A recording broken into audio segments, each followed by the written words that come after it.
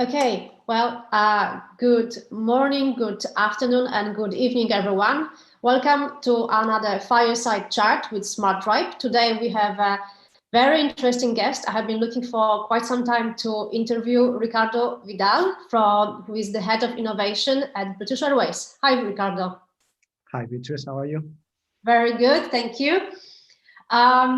We have asked Ricardo to come and talk to the Smart Tribe community about British Airways and in general about airlines challenges, because we do believe that our community, and apart from academics and also other industry professionals who are in the R&D and innovation space, as well as I invited this time a lot of founders of different startups of technology, which could be in interest for British Airways. Ricardo has about over 20 years experience working in the digital transformation, and you're heading the team of innovation in British Airways. So looking forward many years ahead, what the airline industry is gonna to be like. Not an easy job, especially everybody will be thinking about COVID, but I think even pre-COVID, it was not an easy one because it's a highly regulated industry, very competitive, lots of demanding customers, us. And on top of it has been now the whole situation with COVID, which granted the airline. We could be asked, if this is good time to even talk about innovation, if we have the pandemic. I would say yes, especially now, because this could be opportunity to reboot the airlines better going forward.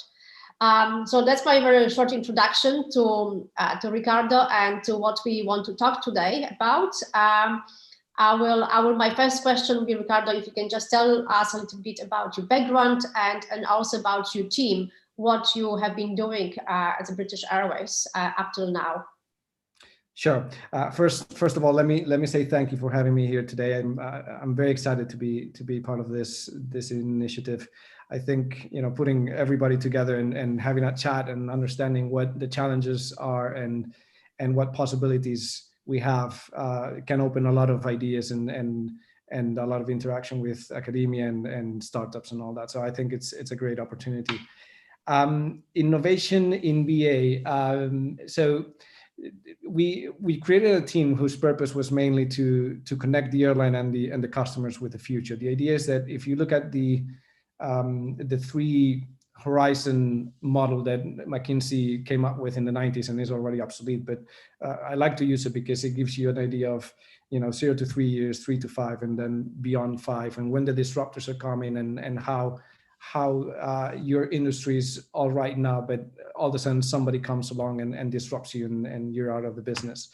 We like to be out there. We like to understand what the new technologies are, what the threats are, and bring them in to our business as usual. So linking that business as usual with what the future is key to us, and that's basically what we want to do and what we're trying to do. It's challenging though, and sometimes with disruptions like COVID, it makes it even harder. But at the end, what we want to do is we want to bring that quick value to the customer, which is how we deliver things. Could you give us some examples what you have been working with your team up till pre-COVID and how the situation changed in the past few months? So prior to COVID, so you have to think that the airline industry started as a major innovation, right? And there's been big innovations throughout the history of the airline industry. The problem is we are a very risk-averse industry, and rightly so. So what we decided is to innovate small, if you can describe it like that. Things like, for example, autonomous vehicles. When you're using autonomous vehicles to take the baggage from the baggage area to the aircraft, or picking up the baggage from the aircraft and taking it to the belts. We have been doing that in Heathrow, and it's a major innovation for us. Other things like using video and image analytics to understand when cargo is bringing cargo into the aircraft, understanding where the holes are, so that you can pay attention to the bottlenecks and resolve those issues. And all that is by an automated system that allows you to see what alarms are coming up. Other things like autonomous wheelchairs. So for people that have problems with walking through the airport or require assistance, they can sit down on an autonomous wheelchair, and the wheelchair takes you to your gate. So it's innovation that we try to focus on the operational, and we try to focus on the customer as well. Then during COVID, what happened with COVID is that we entered a phase of survival. And when you're in a phase of survival, innovation doesn't quite match your necessities. And you find yourself with, okay, for the first requirement is cost saving, try to increase cash coming in, and so what can we do, right? Eventually, once the first period of there's no innovation whatsoever, let's start to think what we want to do and how we want to do it. Then you come up with solutions like your menu, which is the application that we delivered in 2 days, so that when you go to the lounge, you don't need to talk to anybody, just sit down on a table, and then you can order your menu and it gets delivered to you. So things like that are now a lot more. It's a requirement because of the circumstances that we're living in at the moment. So airlines went through quite a bit over the last decades. I mean, the 9/11, the Icelandic disruption, the volcano disruption, even the prices of oil, ups and downs, and now we have COVID. So all the situation actually push airlines to innovate probably a little bit more, and sometimes escalate some of the needs and ideas which were around as well. We have come up, we talked earlier, and we identified 3 key areas of major interest for BA. One was actually, I will start with the second one we talk about, which is about the contactless travel, because you just mentioned that. It was seamless travel before, now it's about contactless travel.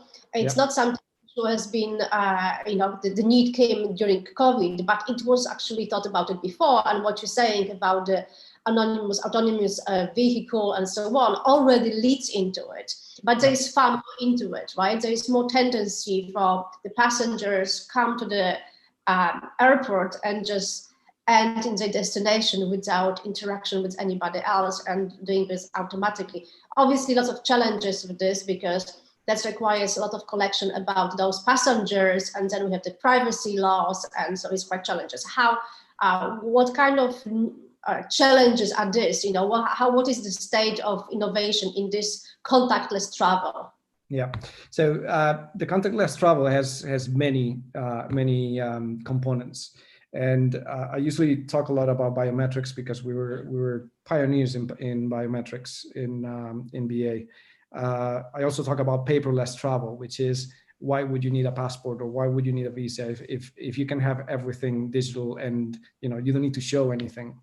And then if you mix that with the contactless customer experience, that's mixing the 3 components, you get a proper experience for the customer, where it's safe as a health and current situation. It's fast, it's quick, you don't need to interact unless you want to interact.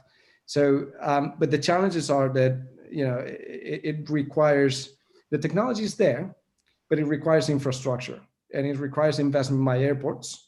It requires airlines to be helping on that infrastructure, because at the end, it's systems that are from the airports and from the airlines interacting together. You need the governments as well. For example, one of the initiatives that we were working on, and we're still working on, is to be able to travel to New York without a passport. And that requires also, so you do it with biometrics, you do it with digitalization of your passport and visa. So, but that requires the UK government and the US government to align on what solutions they want to use, and we're not there yet. That's one of the biggest challenges we have.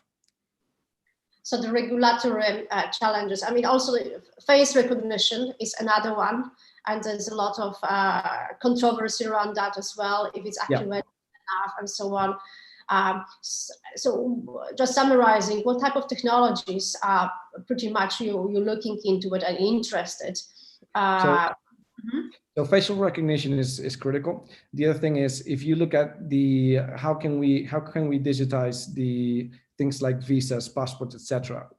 Right? So you require a change of paradigm in the way we use data at the moment. Right now, companies and governments and big entities hold that data.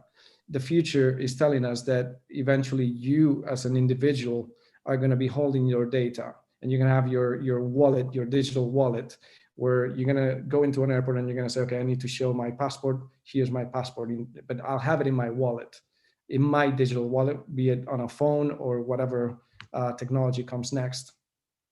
But that technology is already there. It's just a matter of building those solutions. It's a matter of coordinating with all the entities, the public entities that certify that your passport is correct, the ones that say, okay, this is a passport, then customs allowing to take your passport, but only during those seconds to see if it's valid or not. So there's a whole customer journey that needs to be applied to this possibility. Otherwise, it's never going to work.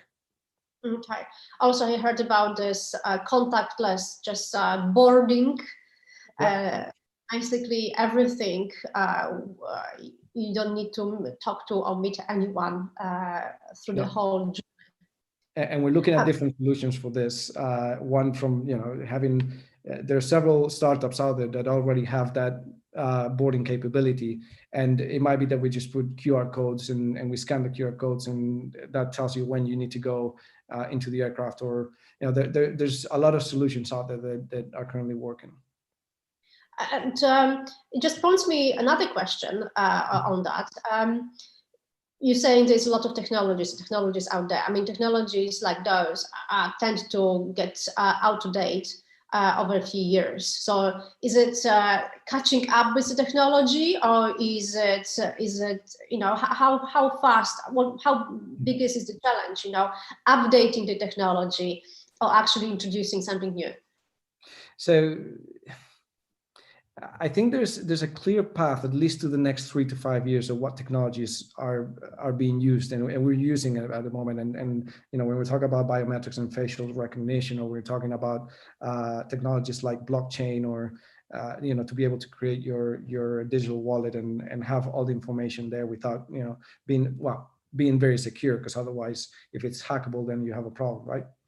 The technology is there. Now, that doesn't mean that there isn't something out there that we haven't really seen yet, and it's going to disrupt all our thinking that we have at the moment. As a matter of fact, I'm counting on it, because if we know one thing, is that, and this is what I was talking earlier about the 3 horizons, when McKinsey was describing the horizon 3 as the disruptor, and it was 15 to 20 years or 5 to 10 years, it's not that far.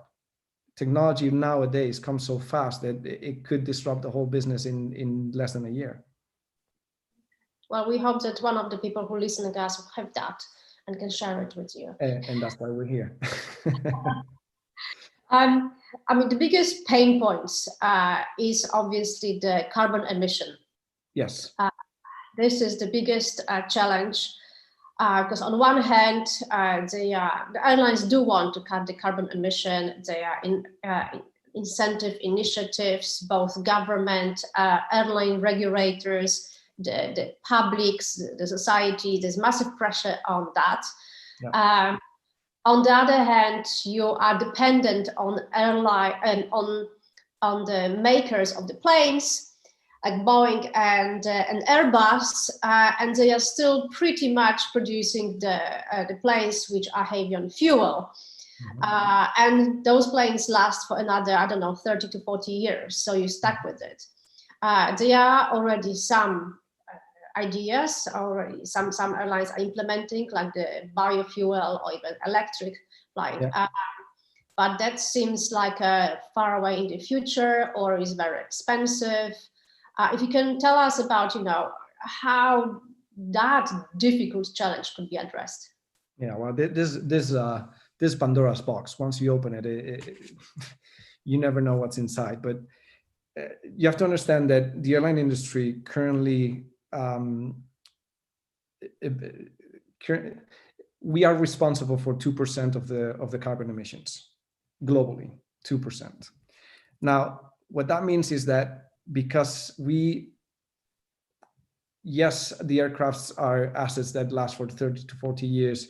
Yes, the fuels that, the fuels are improving and our emissions are less, but still it's a problem because we're not going to be able to reduce carbon emission as fast as other industries, which means that in 10 years, that 2% that we are currently responsible for, it will probably be about 5 or 6 or 10, right? So this is something that we are paying a lot of attention, and the whole group IAG has this is a big priority for us. Now, within what we can do, and remember, we're not manufacturers, so we're not going to be able to invent a new aircraft in the next 10 years to be able to fly on solar power or electric power or whatever. We're going to be able to do other things. So we focus basically on 4 areas. One is the biofuels, and biofuels are the next best solution for now. The most exciting thing that we're doing with this at the moment is we've come together with Shell to produce, and this is just an initial project of a plant that will transform household waste into biofuels. So if we can start thinking about how we do that, we take care of 2 problems, right? You take care of the household waste that cities are creating, and then out of that, you are creating biofuels. So that's something very positive. But there's a lot of possibilities within the biofuels that are out there, and not even us understand what the possibilities are yet. The other thing is carbon capture. Carbon capture is a huge, I think it has a lot of potential. We've seen that, yes, trees and other carbon capture components can help with this. We're starting to see companies that do chemicals or chemical components to absorb that carbon from the atmosphere. So we saw, for example, a company that produces rocks that absorb the carbon emissions. But there's the challenge of, ideally you would like to put something on the back of the engine and it absorbs before it gets out, right? That's impossible, or at least for now. That doesn't exist. And then you have to think about, how heavy it is, if you can carry it around. But that would be ideal. Before it gets out, there's no carbon. So that's a huge area that's very challenging and that we are very interested in exploring. The other thing is alternative propulsions. And just today I was actually reading an article from Airbus saying that there will be a hydrogen aircraft. There's 3 of them that they want to put live in 2035. So that's positive, but it's 2035. It's still 15 years away. And right now it's just a concept. So chances are it will be delayed. Chances are, it'll go through the process of being a concept to the actual product being out there. Solar power, is that a possibility? We've seen already something around it, but we're not sure. So, there is some potential on this alternative propulsion that we think has the opportunity to find a solution, but is still, I call it, it's still very green. We need to see other other things going quicker. And then the last one is offsetting. This is the solution that we have for now. Mainly, you don't, you try to be as sustainable as possible, but then you allow the customers to offset. And we have companies like Climate Trade that takes technology, blockchain technology, and allows you to, if you're a customer and you want to offset your carbon emissions, you pay, let's say, £5, but you have the traceability of those £5 going to the project that you had selected as the project to offset your carbon footprint. So these are the four main areas that we're working on. There's a lot of more. There are a lot of more possibilities here, and I'm really open to anybody that has any other ideas on this.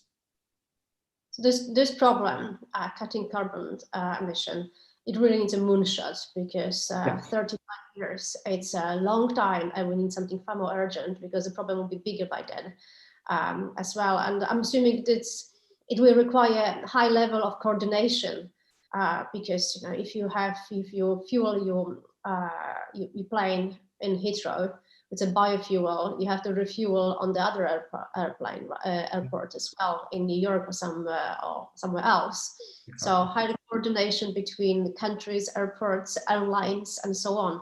Yeah. And you see things, and you see companies that are working on using current products and changing them. For example, I think there was this Australian company called Maggie X or something like that took a normal engine and changed and was able to add some sort of components to make it electric. So if you can take advantage of your current engine and you change that and you transfer it to a hybrid or a full electrical, I don't know, that I know they're working on it, and I know it's a possibility, but you never know. So this will require definitely a moonshot. Then yes. When we talk about the moonshots, I think the biggest one, I mean, apart from cutting the carbon, it's gonna to be, what is the future of air travel? I'm not even asking about airlines, but air travel. Maybe in 30 years, we talk about 35 years, maybe there is not going to be airlines. Maybe there's going to be Uber taking over the air travel. We see about jet engine being used, electric vehicle planes, and all of that. This, like we say, the disruptors from coming out of nowhere. What are your view on the moonshots of air travel? Well, if you look at it from a customer perspective, I think we're going to see fairly soon the ability to go into an airport and walk straight to the gate without seeing any security, without seeing anything. You'll have the technology to be able to scan people, to scan bags, and you won't need to do anything. As soon as you walk in, facial recognition, we know who you are, you've checked in already, or you're checking in as you walk in, we know you're here. We can see how many bags you've got. If you choose not to have any interaction, then you go straight into the gate and then board. We can see other areas that, if you look at it from a technology perspective as well, Internet of Things is going to help a lot as well. On the operations, on every day, on the customers as well.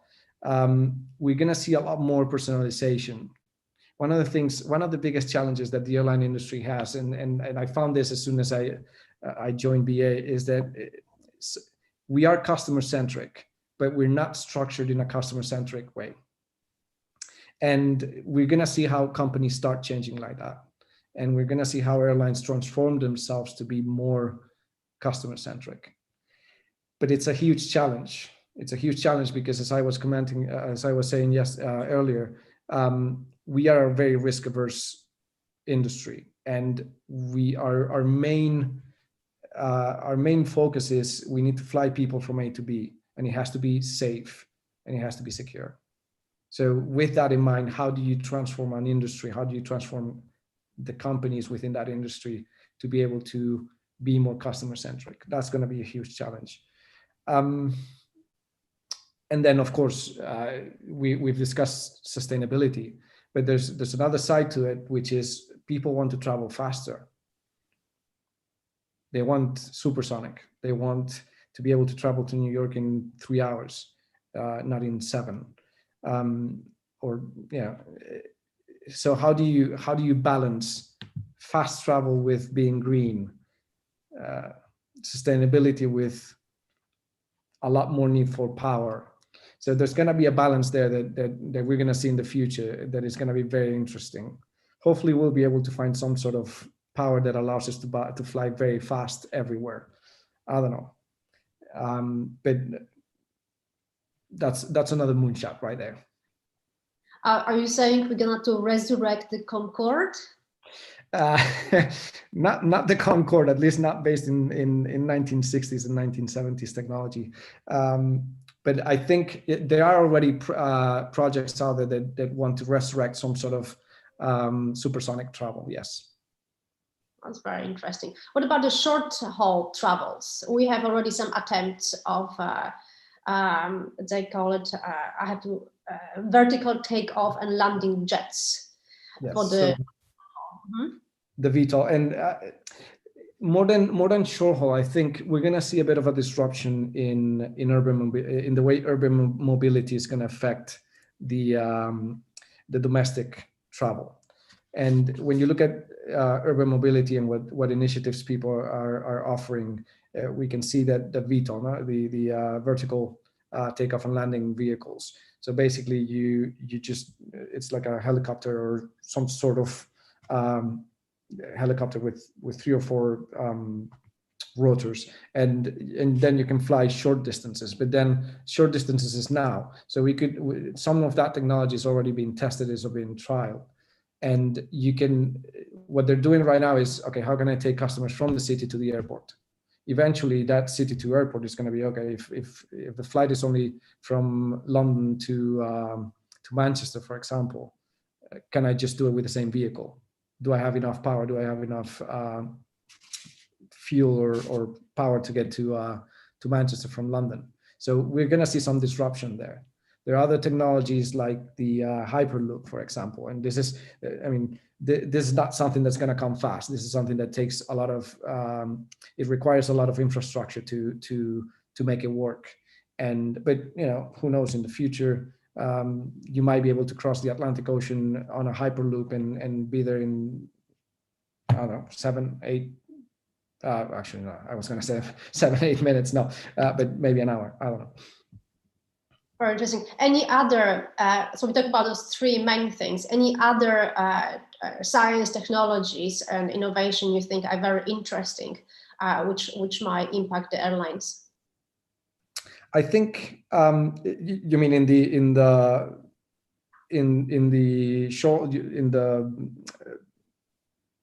domestic type of flight or overall? Overall.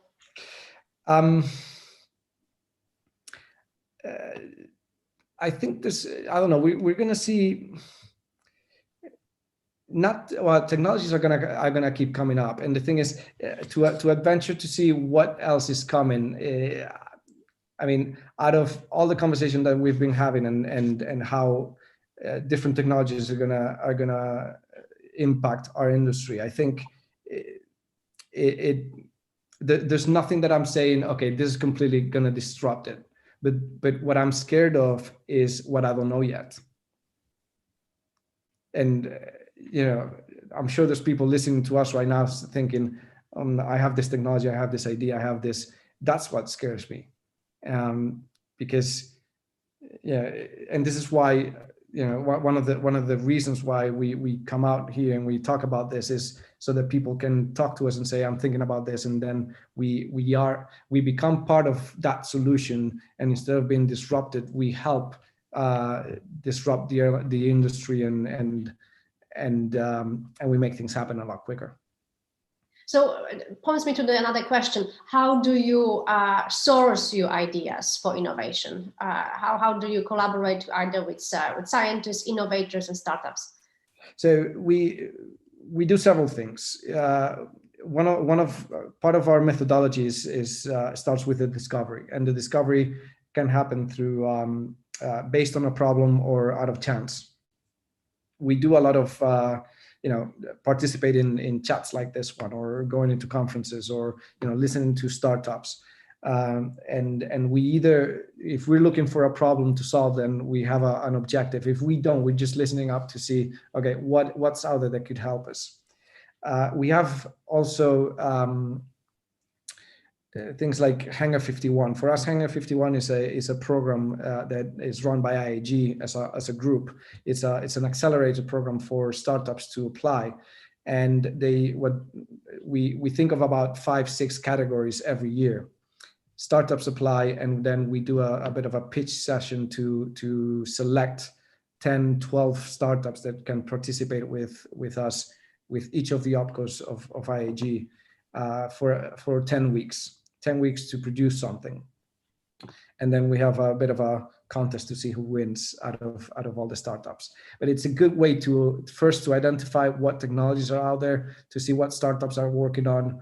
And the outcome of that is great, because you end up having something tangible. You can either invest in that company, you can invest in the product, you may decide that it's not working for us, but at least we gave them a chance. So that's a really good initiative as well. Then we have our ideas bucket, where we go and investigate. You go into the internet and you start searching for new technologies and new things, and just scouting. That's what we do. That's very opportunities for many people who are listening to us, because it seems like we are very open to ideas and listening. Oh, yeah. Definitely. Well, it's critical. If we don't listen, then something like that might happen, that a company will come up with something and will completely disrupt us. And we have to be open to listening. Yeah. Sure, it better be part of the disruption. Exactly. I have a few more questions, but yeah. I have there's a few questions coming already from the audience. Okay. So I will just start reading you out. Indeed, we have one question: what would be the best way to engage with BA for innovation programs? I think you just addressed that question. Just start to you, and indeed, it reach out through also SmartTribe, because we're collaborating with BA, and you're in touch with Ricardo, and they reach out to you directly. But please come up to us, and we will happily put you in touch with Ricardo and with your team at any time, either taking part in the accelerator program, in the startup program, or just ad hoc. Yeah. Another question: what about from Assem Abdel Musa is asking, what about using cloud in aviation? We're using we are using a lot of cloud technologies right now. Yeah, and that's also changing the way we offer our services and the way we operate. And fun enough, COVID has been critical in this, in a sense that it has opened up to the need to have everything up in the cloud, so that we could operate no matter what and no matter where, because everybody's at home at the moment. So yeah, we do a lot of cloud-based initiatives. But if he has any ideas about how else we could use it, I'm definitely open to suggestions. Very good. Question from Jay Ramsey. Are you aware of work in behavioral economics that can influence operational efficiency by changing pilot and crew decisions making and behaviors, short-term cost and sustainability options? Yes. So this is an area that has been part of the accelerator program other years, not this year. But yeah, there has been a lot of focus on bringing the right data to pilots, that economics behavior, understanding what are the best routes depending on wind, depending on X or Y factors. How can we learn more from the behavior of the aircraft versus whatever factors are against it, or how many hours. It's a whole analytics system that, or a whole group or ecosystem of possible solutions that we've been looking at, definitely, yes. And it does produce a lot of cost reduction. So it has been an area of focus. So obviously data analytics is not out of fashion. It's something you're continuously looking into and working as well with companies in big data, data analytics, and so on. It's critical in an era where data is your biggest asset. You need to understand what that data is telling you, and having an insight-driven organization is critical for the survival, at least for us.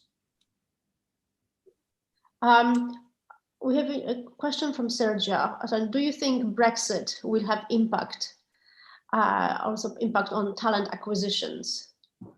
On talent acquisitions,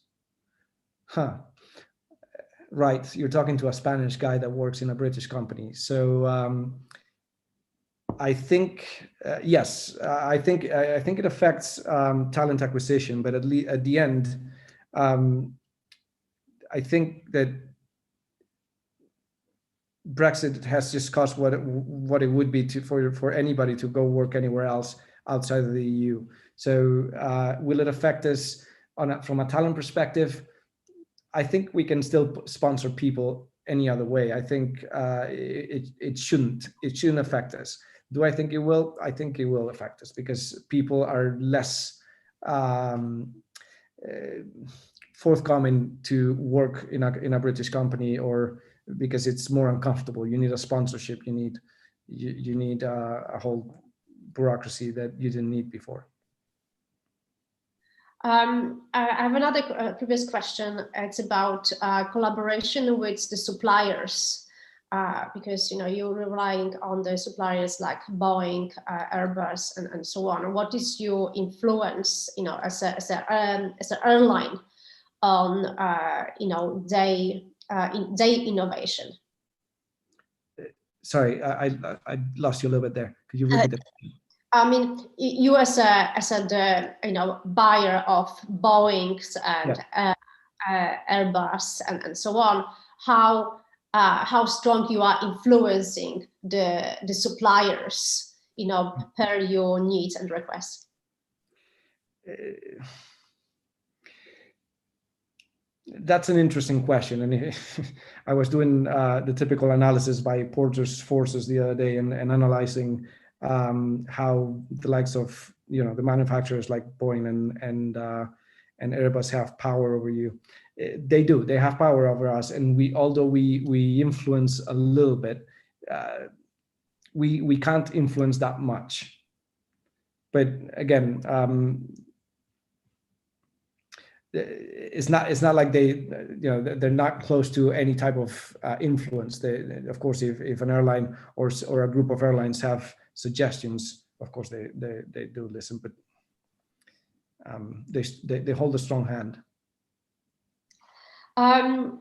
So if has BA previously worked with scientists directly? Because we have quite a number of academics, not just startups, but also academics, but also scientists directly from academia. Do you have any, you mentioned the innovation for startups initiatives, but do you also work with academia, either universities or academics directly? So we have several programs, and I don't have it in my head right now, but I know we have several programs of collaboration with universities. And anything from, for example, I think last year we celebrated our century. So BA is 100 years old now, and we did an initiative with Cranfield University to allow their students, their grad students, to come up with an idea of what flying will be in 100 years. And that was magnificent. There were really good ideas, like printing food, or not needing suitcases because you can print your clothes when you arrive if you're going to a meeting somewhere else, and things like that.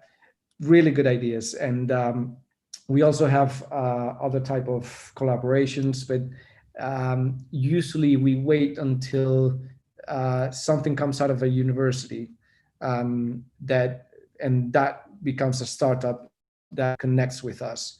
We're not doing anything yet, at least that I know of. It could be that other areas like engineering or operations are looking into this a lot more than I do from an innovation perspective. I've identified this as a gap in my operations, and that's why I'm here, because I know that this is a window to interact with academia. Indeed, because not all academics will become entrepreneurs and create startups. Exactly. But they have quite a lot of maybe solutions to problems for British Airways, but they don't even know it sometimes yet. Yeah. Because this one. So, what kind of what type of scientists would you invite for collaboration? The engineers, the chemists, to be honest, anybody, physicists, chemists, engineers. There's so many opportunities right now, and a lot of people are taking this lockdowns that we're having across the world to sit down and think and rethink and come up with new ideas. And you can see that there's a lot of great ideas coming up. So let's discuss them. Okay, we have also a question about how open you are to international collaboration on our Smart Tribe community. It's not only British academics but also very international. So you're very much open to anyone. We are very international. Our accelerator program, for example, is open to the whole world. No limits there. Well, it's a little bit different question. How geopolitics affect airline industry, and how do you cope up with countries with different economic backgrounds? Interesting question. Of course, geopolitics always affect every industry. For us as well. Sometimes there's a political decision not to be able to fly to a country, and then your whole business, if you had a whole business there, it's affected. But there's very little we can do. We always follow what the government says in that sense. We have a question from Sama. Do you think the focus under COVID-19 will be on incremental innovation rather than radical innovation like disruptive? And how this will affect the future of airline industry? So I think there's two different parts to this. One is first surviving COVID.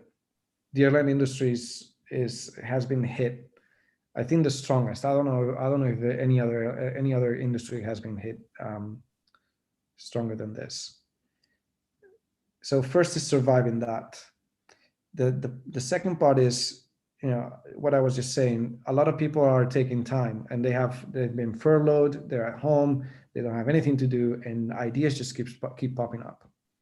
And I think those ideas are the ones that you have to watch, and those ideas are the ones that you have to follow through and see if there is a risk of a major disruption, or if it's a risk of a lower type of disruption.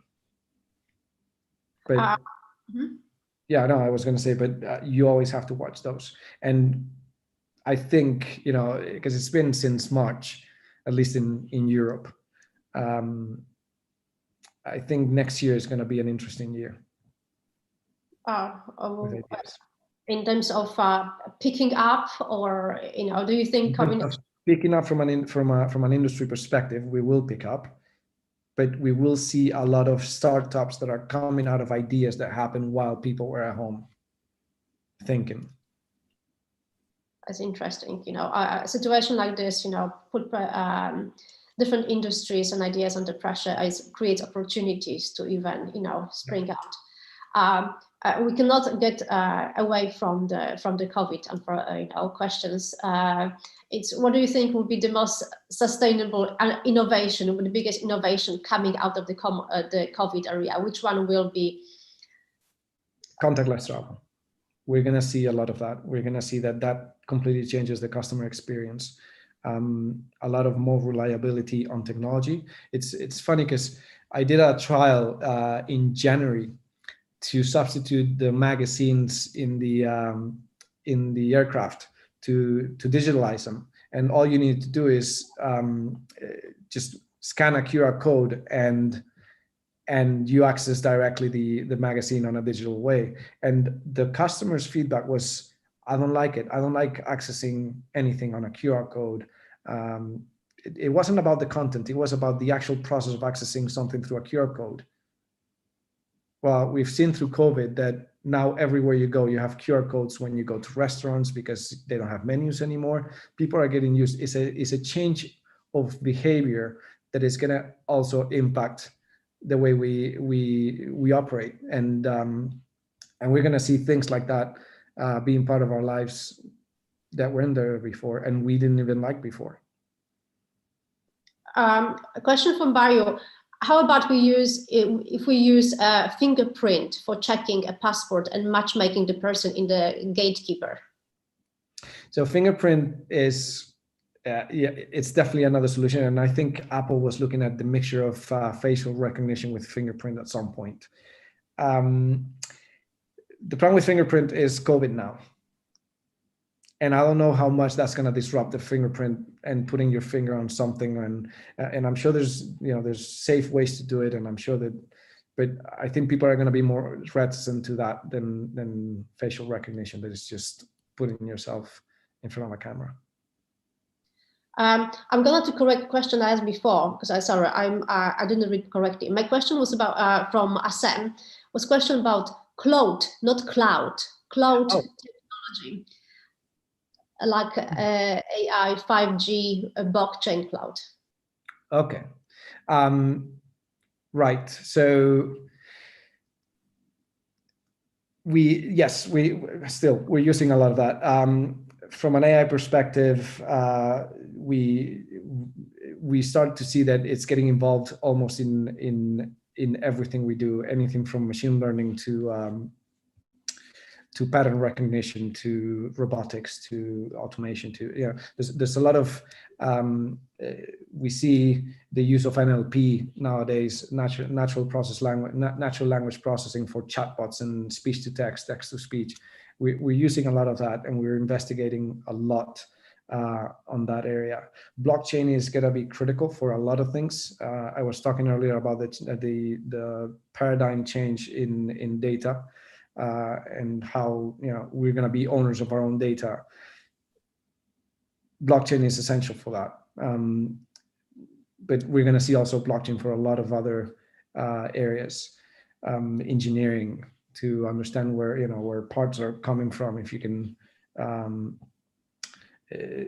don't know. There's a lot of uses that we're starting to see, and the thing is, once you start investing in a technology, then you can see all the use cases, all the possibilities, and it just explodes. I hope that answers the question. Thank you. I'm sure we can, Asan can follow up directly with you. Yep, if he's got the ideas, how can help with that. And one question from Stefano. You mentioned how the digital innovation will transform the airport experience, for example, the contactless journeys. Do you see obstacles towards with this vision, for example, privacy, and how this can be addressed? Of course, and this is why it's so important and again, sorry to go back to the change of paradigm in data. Privacy is resolved if you keep your own data, and when you share it, you only share it for the amount of time that is required, and that's it, and then it disappears from the big companies. So if we can get to that point, yes. If not, yes, you're right that things like facial recognition or that image of that idea of walking into an airport and being able to walk all the way through to the gate. There's a lot of privacy factors that we have to take into account. Now, there's a lot of regulation behind it. In Europe, we have GDPR, and I'm sure as technology evolves, there's going to be a lot of regulation behind it as well. And we have to be careful with that. And we also have to be careful on how we apply it. And we're learning from it. And I'm sure we're going to make some mistakes, and I'm sure there's going to be some obstacles. But if we, and I think we can find the solution to make this as a positive change rather than this is my privacy, they know where I am, etc., etc. So we have to find a way, and interacting with customers, and this is why innovation is so important, because what we do is we put that technology in front of customers right away, and we get their feedback, and customers will tell us, yes, this I like this, or no, I don't like this, and that's what's going to drive our evolution in that sense. That's right. So my last question, the last question will be about we're going back very briefly to the collaboration with British Airways and yourself. You talk about with the startups, with academics, nothing formal, but how the collaboration could look like. If you see someone, either company or individual, with a great ideas, do they can start working with BA as an employee, as you acquire startups, or you become the customers? How the collaboration usually looks like, and also follow up on that. It's much easier and faster to do things in startups, while bigger companies like British Airways takes things longer. How does it look like? So you're exactly right on that. If I say no, you become part of BA, then you're dead. You become part of a 100-year-old company that's a monster. It's a dinosaur. You walk really slowly and you cannot do anything. The best thing is, if you're academia and you have a department of research and development, and you can do something there, and we can work together, and you can get the experience from us to apply it to whatever you're investigating, and then see what the outcome is. That's the best solution. Now, I think we're open to any sort of collaboration in that sense, either creating a startup, and we could create a startup together. Why not? Or we could just sign some sort of a contract that allows the university and BA to collaborate. There are plenty of formulas to do things. Okay, so even for researchers, very important is also to have grants for their research. Is it something you would consider? There are many ways. I mean, I have to be honest, and when I was saying that innovation was hard at the beginning because we're in survival mode, that means that BA has no cash right now. Every single pound that we are saving so that we can survive. Once this is over and we start seeing cash flow coming in, then that's a different story. But it's going to take us a while to recover. There are government grants, for example, for innovation. There are plenty of them where you submit. Innovate UK, for example, is one of the initiatives that the government has been doing for a long time. And these are ways of collaborating with smaller companies, or with entities, universities, or any other sort of entity, and it works. It works, and we've done it before.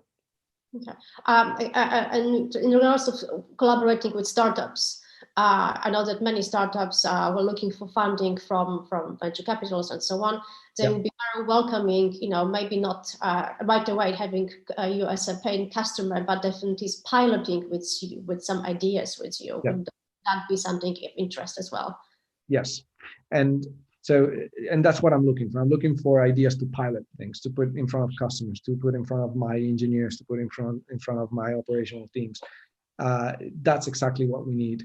Now, if we think, that we do have a ventures capital team within the IAG group that invests in products that we believe are going to be disruptive or good enough for us to invest in it. So there's always a way to get some funding from that, but it's going to be tricky for the next year or so. Okay. Well, thank you so much, Ricardo. We have one more question, and I think we have 2 minutes for that. And this is totally space question. Really, someone who loves airlines can only ask the question: how suborbital flights bring by SpaceX or Virgin Galactic will affect the industry?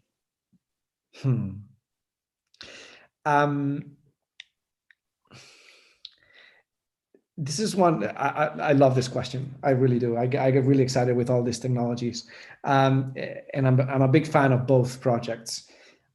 How much is going to disrupt normal travel? I don't know, because that's going to be expensive travel. And eventually, yes, the cost will go down. I think it could be as big as how the Concorde disrupted the airline industry back in the 70s. Or it could be that it never brings down costs, and then it's only for people that have a lot of money. I don't know. Hopefully, I'm really hoping that that it is cheap enough for everybody to travel, and then every airline can be part of it, because I think it's a very exciting project. But again, sustainability, because this does not fly on green fuels or green energy. No, no, definitely. But so we're going to have a biofuel SpaceX, and I think we can count on Elon Musk to deliver that at some point, maybe. Yeah. Exactly. Or somebody else who is maybe listening to us and has got the answer for it. Why not? We are looking for those answers to those moonshots. Yeah. Ricardo, thank you so much for speaking to us today. Thank you for having me. Super interesting. Lots of interesting questions. We love, I said, science community, startup community. We love problems, because that's something what we can work on. Mm-hmm. And I do encourage everyone to reach out to us if you would like to collaborate with Ricardo and with British Airways and solve the real world problems.